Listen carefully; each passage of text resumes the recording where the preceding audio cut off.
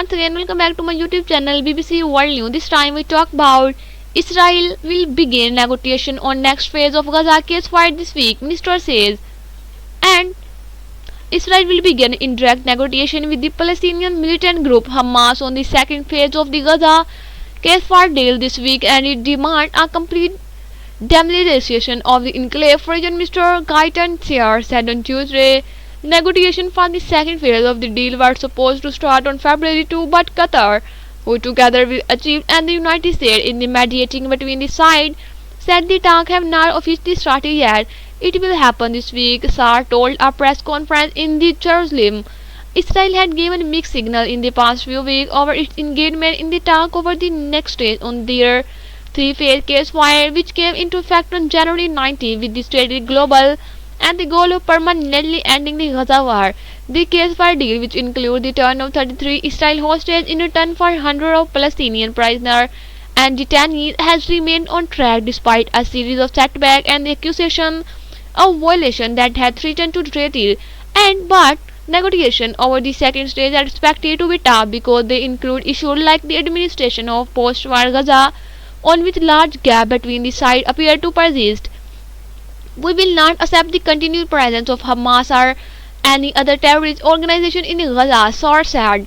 But he added that if the negotiations are constructive, Israel will remain engaged and may prolong the first phase of the ceasefire, which is meant to last 6 weeks. If we will see there a conservative dialogue with a possible horizon of getting to an agreement, we will make this time frame work longer, Sear said. So far, 90 Israeli hostages have been returned in exchange for the release of hundreds of the Palestinian prisoners and detainees.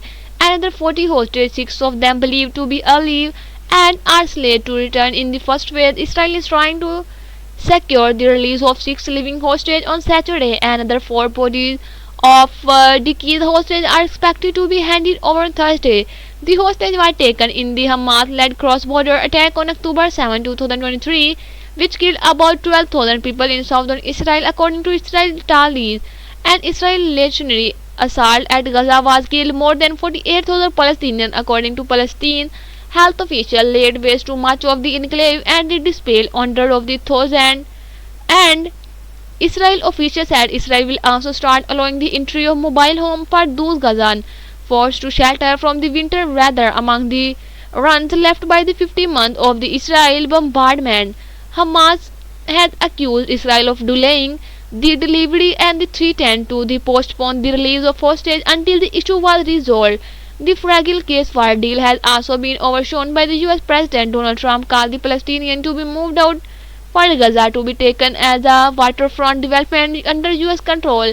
The plan has been rejected by Palestinian group Arab State and the Washington Western allies, who say it in a tantamount to ethnic cleansing. Israel leaders have argued that Gazans who want to leave the devastated enclave should be allowed to do so. Israel Defense Minister and Israel Katz said on Monday he will set up a new unit in his ministry dedicated to facilitating the exit of Gaza residents who want to move to a third country after the reviewing Indian initial plan for it. I hope you will enjoy this video. Like and subscribe my channel. Next time, goodbye.